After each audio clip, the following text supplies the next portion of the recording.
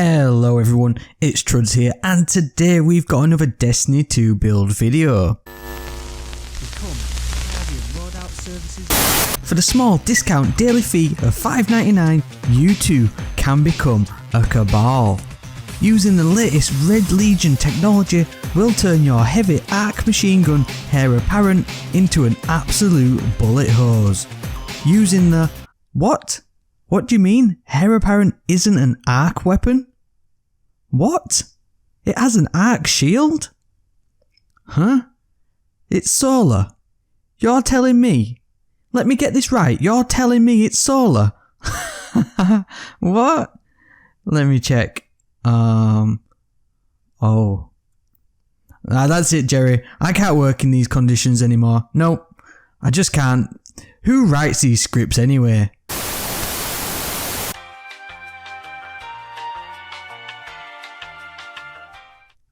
In this build video, we are going back to the future here as I show a basic Season of Dawn build using multiple Charged with Light mods. This build is so versatile that you don't have to swap out any mods across any of the game modes, as it just works perfectly in both PvE and the Crucible. It is one of my favourite go-to setups for PvP just due to its ease of access to the benefits it provides in game, as it provides you with bonus damage output with very little effort. Now before we get any further, I just want to highlight how sunsetting in year 4 will affect any year 3 builds. So the main builds on the channel so far are accessing mods from Season 9 and Season 10, and obviously they will carry over into covering Season 11 once that comes out in a few weeks. Now with sunsetting, as far as I believe, you'll only be able to use the armour from them seasons for up to a year from their release, at which point they'll be power capped, and as such making the mods from that season not powerful or usable in future end game activities. Starting in year 4, the armour sets will have a yearly armour mod instead of the seasonal one we see now, and the raid is getting a longer sunsetting power cap. So to make this build last even longer, if you can, go and grab the raid armour from the Garden of Salvation raid from Shadowkeep. Simply change the elemental affinity to benefit this build and it should stand you in good stead going forwards. Now I don't raid very often due to time commitments, but if you do have time, find a group and get some encounters done. Even use the comment section below to find teams if you wish. So the main mod we will be using in this build is the very powerful, if somewhat underused, Taking Charge. This Season of Dawn mod costs free neutral energy and can be placed in any armour piece accepting Dawn mods. Its perk allows you to become charged with light by picking up Orbs of Light. This stacks up to 2 times, with only 2 Orbs of Light being required to get a 2 stack. Now simply being charged with light doesn't offer any benefits on its own, so you'll need to pair with at least one other charged with light mod. Now there's plenty of options, some of which we've discussed recently, ranging from returning ability energy to gaining extra damage resistance. All are very useful in their own rights, but like I said at the start, we are keeping this build simple, and so to do that we are pairing this charged with light mod with high energy fire. This Dawn mod costs 4 neutral energy and can be placed on any armour piece. It gives a bonus to weapon damage whilst charged with light. Each defeated combatant consumes 1 stack of charged with light.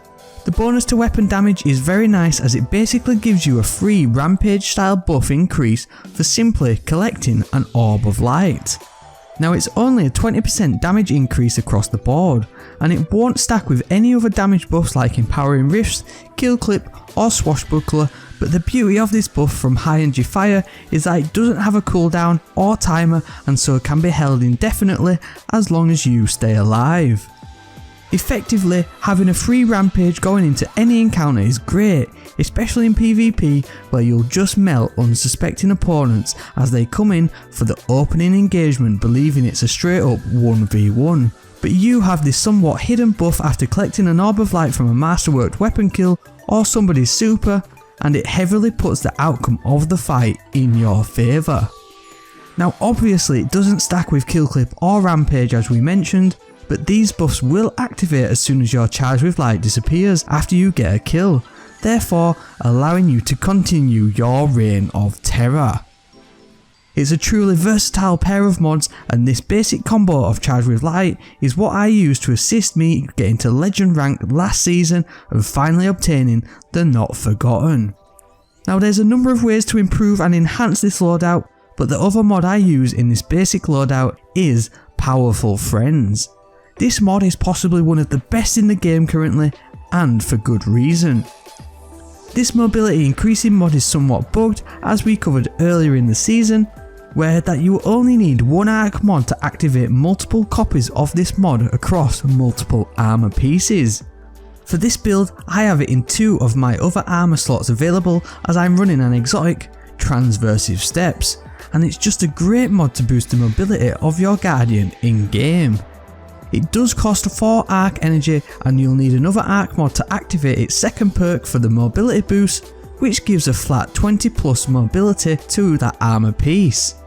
However, its primary perk can also come in handy for well thought out team play, as when you become charged with light, nearby allies also become charged with light. Now obviously your allies will need to have some sort of charged with light benefiting mods like high energy fire to take advantage of your Powerful Friends mod, but you're simply using it in this build for the mobility boost. Now if you're not bothered about increased mobility, which outside of the Crucible isn't a huge thing, then there's a couple of other mods to choose from. One I would highly recommend is the Solar Affinity mod Charged Up. This mod costs 2 solar energy, and it allows for 1 additional stack of Charged with Light, now allowing you to go from a 2 stack to a 3 stack, which with the additional damage boost from high energy fire is a great bonus. Another one to consider is the Void Affinity mod Stacks on Stacks. This mod costs 4 Void energy, and it will give an extra stack of Charged with Light for every stack you gain, effectively allowing you to get a 2 times stack from 1 Orb of Light collected. Does come with the downside of a -10 to recovery though, so please be mindful of that. One final mod that I do like to use with this build, especially in PvP, is Blast Radius. This Solar Affinity mod costs 3 solar energy, and it allows you to become charged with light by rapidly defeating multiple combatants with grenade or rocket launchers.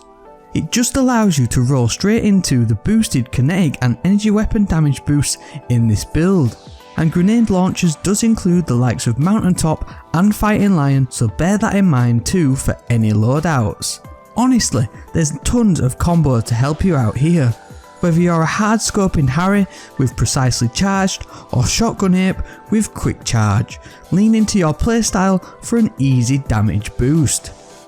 As for weapons to use in this build, use your favourites, but obviously any masterworked weapons will be great. Pinnacle and ritual weapons like Not Forgotten, Python or Buzzard are all great choices due to them coming masterworked, and they will drop Orbs of Light regularly on multi-kills, so I definitely lean into any of them across all of the game modes. Now, if you've been watching the gameplay up to this point, you may have noticed the absolute laser beam that is the Summoner. This was a D1 Trials favourite of mine, but this role in D2 is just nutty. It's got Dynamic Sway Reduction, which is a top tier perk on 600 RPM autos, but it also has Elemental Capcitor, which given the upcoming reload perk nerf is actually going to be a top tier perk soon. But bang on a Void subclass though and you'll get a bonus to stability, which is a flat 20 buff to any weapon stability stat, hence turning this weapon into an absolute laser. You heard it here first, go grab this role in Trials when it comes around as a third win option or in the new Trials bounties next season.